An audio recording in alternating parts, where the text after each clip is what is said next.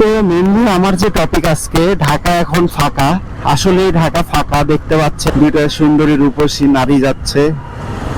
এই যে দেখতে পাচ্ছেন সবাই গোশ বিতরণ করছে।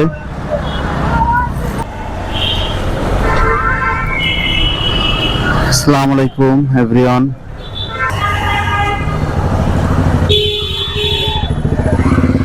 আমি আসলে দেখতে যাচ্ছিলাম ঢাকাতে, আমার জীবনের লাইফে ফার্স্ট ঈদ। ঈদে সবাই বাড়ি চলে গেল, আমি আসলে দেখতে যাচ্ছিলাম ঢাকায় ঈদ কেমন হয়। আসলে অনেক ভালো হয় যতটুকু দেখলাম আর কি। আসলে বের হওয়ার পরে পুরোই অবাক হয়ে গেছি, ঢাকা পুরোই ফাঁকা। এইসব রোড কখনো এত খালি থাকে না, যেমন দেখতে পাচ্ছেন কখনোই এত খালি থাকে না। আজকেই প্রথম দেখতেছি ঢাকাকে খালি।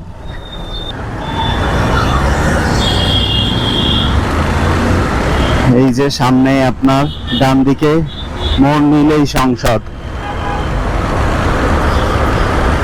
আমার তো মনে হয় ঈদের দিন বলে সংসদের সামনেও আসলে অনেক গ্যাদারিং হবে, ভিড় হবে। দেখতে পাচ্ছেন ঢাকার অবস্থা পুরো খালি। আমি যেভাবে বলছিলাম যে আসলে খালি, তো সত্যি সত্যি আসলে খালি। এইখানে বেশি লোকজন নাই। এই রোডটা হলো আমার দেখা বাংলাদেশের সবচেয়ে চওড়া রোড আর কি। এই যে সংসদ গাইজ, আবার ঘোড়ার গাড়িও আছে। ওয়াও, এই যে ঘোড়ার গাড়ি। আর এইদিকে দেখতে পাচ্ছেন অনেক লোক। ঠিক আছে, এই যে এইখানে ঈদ উদযাপন হচ্ছে বোঝা যাচ্ছে। যাক, আলহামদুলিল্লাহ, দেখে ভালো লাগলো খুব।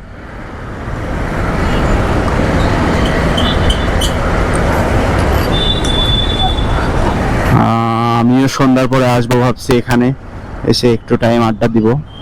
পিছনে সংসদ দেখতে পাচ্ছেন। ওয়াও,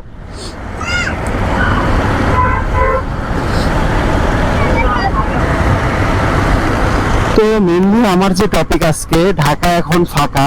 আসলে ঢাকা ফাঁকা, দেখতে পাচ্ছেন কোনো গাড়ি ঘোড়া নেই। আমি আরো বাইক চালাবো, আরো দেখাবো ইম্পর্টেন্ট জায়গাগুলো। যেমন এখন আমি বিজয় সরণির দিকে চলে যাব। ওদিকে দেখলে বুঝতে পারবেন যে কি অবস্থা ঢাকার, কেউই নাই। বাহ বাহ, এখানে অনেকে সিগন্যাল পড়েছে, দুইটা সুন্দরী রূপসী নারী যাচ্ছে।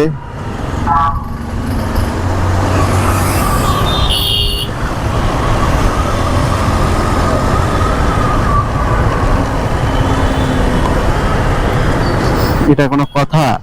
আজকে ভাবলাম কোথাও কোনো জ্যাম থাকবে না, এখানে নাকি এতটুকু জ্যাম আছে। আচ্ছা যাই হোক, এটা তো এদিক ওদিক করে কাটায় চলেই যাব।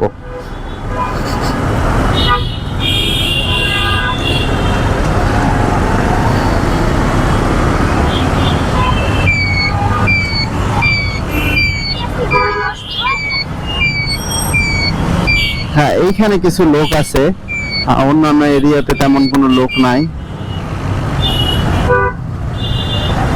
এখানে কিছু গাড়ি ঘোড়া দেখতে পাচ্ছেন। এবার আমি যাব মহাখালীর দিকে, দেখবো ওখানে কি অবস্থা। ক্রাউড এরিয়াগুলোতে আমি যাচ্ছি। আমার আসলে দেখা প্রয়োজন যে ঢাকা ঈদের সময় আসলে কেমন থাকে।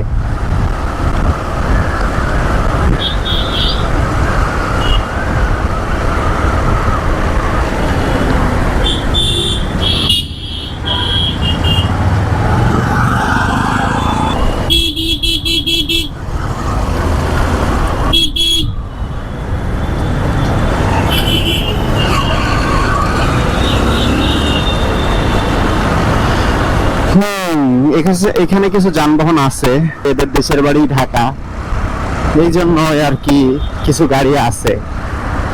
বাট এই সব জায়গা প্রচুর পরিমাণ ক্রাউডেড থাকতো।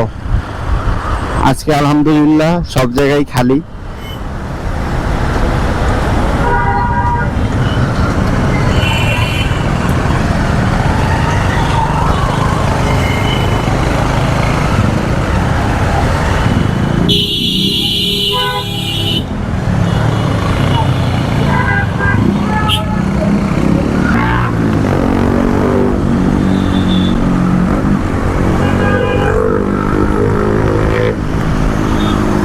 যানবাহন দেখি নাই, মূলত কোনো জ্যাম নাই।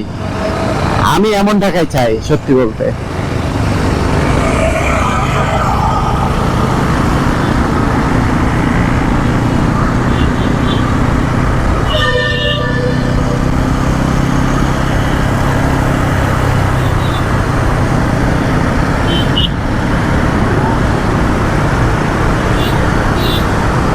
এই যে বাচ্চা কাচ্চারা তার বাবার সাথে ঈদ উদযাপন করতে বের হয়েছে।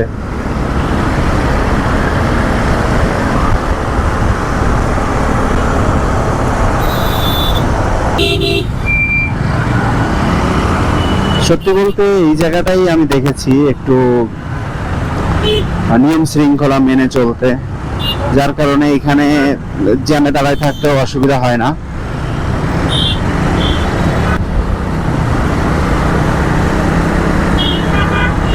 ওয়াও, এই জায়গাগুলোই হলো সবচেয়ে বেস্ট জায়গা ঢাকার ভিতরে।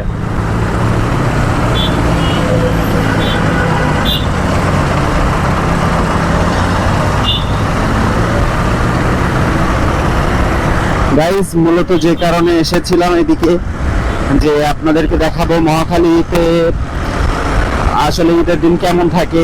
এমনিতেই মহাখালীতে একটা বাস স্টপ আছে, যার কারণে সারাক্ষণ এখানে জ্যাম লাগায় রাখে। বাসে রোডের উপরে বাস দাঁড় করায় রাখে, যার কারণে জ্যাম লেগেই পড়ে থাকে।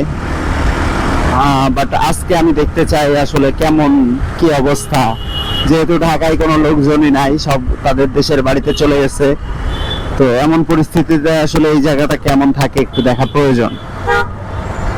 মোটামুটি আশা করা যায় আলহামদুলিল্লাহ এখানে গোশত বিতরণ চলতেছে। হ্যাঁ, গরিব মানুষকে গোশত বিতরণ করা হচ্ছে। এই যে দেখতে পাচ্ছেন সবাই গোশত বিতরণ করছে।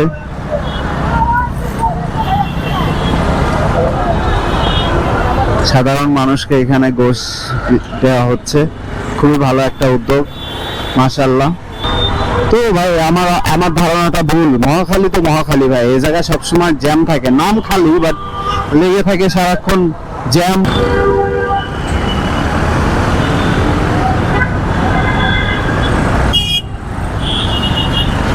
তো আমরা অলরেডি গুলশানের দিকে যাচ্ছি। এই জায়গাটা আসলে এত পরিমাণ জ্যাম থাকে বলে বোঝানো যাবে না। এগুলো সব এই বাসের জন্য এখানে জ্যাম লেগে থাকে। বাট এখন দেখেন কত সুন্দর দেখাচ্ছে। যদি এখানে কখনো জ্যাম না লেগে থাকতো তাহলে এই জায়গাটা আসলে বেস্ট একটা জায়গা। দেখেন এত সুন্দর জায়গা, ওয়াও।